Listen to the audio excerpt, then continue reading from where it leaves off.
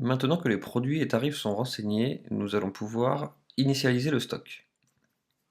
Pour la gestion des stocks, je me suis mis sur un nouveau domaine sans données. Donc, pour regarder rapidement sa configuration, nous avons deux produits, un Cabernet d'Anjou rosé et une cuvée Mélodie. Le Cabernet d'Anjou est disponible en non millésimé uniquement en bib de 3 litres et la cuvée Mélodie est elle disponible en millésime 2016, en demi-bouteille et en bouteille. Concernant les capsules, nous avons uniquement capsules vertes de renseigner. Donc regardons maintenant les stocks.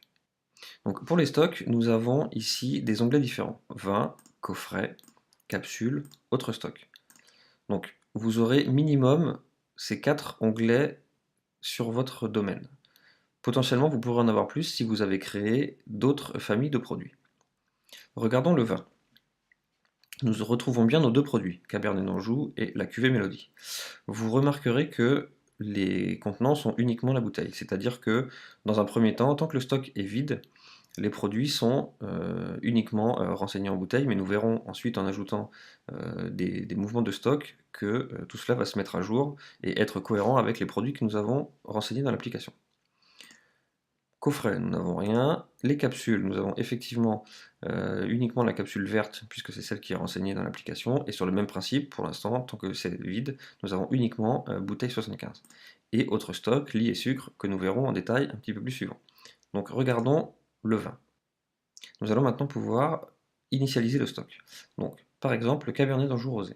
Je fais mouvement, ajout de stock, je renseigne la quantité, je vais dire que j'ai 600 bibs de 3 litres, conditionnés en unités, ils sont capsulés, je n'ai pas d'habillage particulier, ils sont au chai, j'enregistre. Donc, vous avez vu que bouteille 75 a disparu pour faire place au bib, puisque maintenant nous avons du stock. Donc nous avons bien 600 produits que nous avons renseignés, qui sont tous disponibles, aucun n'est réservé, et 600 sont capsulés. Faisons un test maintenant avec la cuvée Mélodie.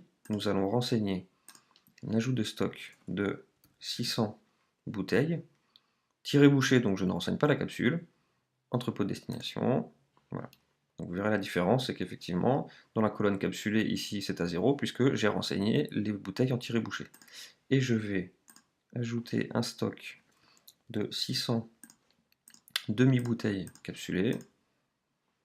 Voilà. Donc nous avons bien renseigné nos trois stocks très rapidement et nous avons la différence entre ce qui est renseigné en tiré bouché et en capsulé. Donc au niveau des capsules, nous avons bien 600 capsules de demi et 600 capsules de bib puisque nous avons renseigné du stock à poser, 600 pour chacun. Mais nous pouvons également initialiser un stock de capsules, donc ce sera un stock de capsules que vous avez encore en carton qui ne sont pas à poser. Et par exemple, je vais mettre 1000 capsules bouteilles. Et là, pour le coup, j'ai effectivement bien un stock de 1000 capsules bouteilles qui ne sont pas à poser. Et je peux aussi initialiser un stock de capsules carton en demi-bouteille. Et voilà. Donc mon stock de demi-bouteilles de capsules passe à 1000 avec 400 qui sont non apposés et 600 apposés. Donc là, nous sommes vraiment dans l'initialisation du stock et nous verrons plus tard dans d'autres vidéos comment ce stock de capsules sera utilisé, soit lors de l'apposition sur du tiré-bouché, soit lors de la vente de produits où Vinosoft pourra vous permettre de gérer du capsulage automatique, c'est-à-dire que vous pourrez gérer un stock uniquement de tiré-bouché et apposer automatiquement lors de la commande les capsules et ainsi décrémenter le stock de capsules. Nous avons ensuite le dernier onglet appelé Autre stock, donc pour gérer vos lits et vos sucres. Les nombres de mouvements ici sont plus limités. Vous avez création via soutirage, donc vous pouvez renseigner effectivement que vous avez un certain nombre de litres de lit créés lors d'une opération de soutirage.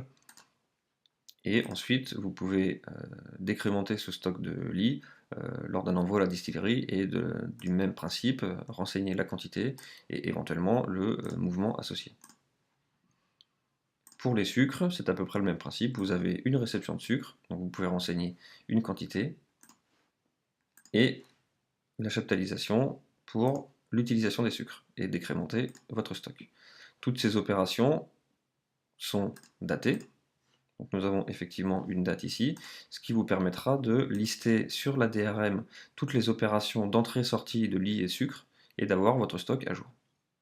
Donc l'initialisation du stock est maintenant terminée. Nous rentrerons plus en détail dans de prochaines vidéos sur la gestion du stock plus globalement et toutes les autres opérations que vous pouvez avoir, que ce soit du mouvement entre entrepôts, de la position de capsule ou des choses comme ça. Donc là on était vraiment sur de l'initialisation de stock pour vous permettre de démarrer à travailler avec Vinosoft avec un stock à jour. Et nous allons pouvoir maintenant passer à la gestion des clients.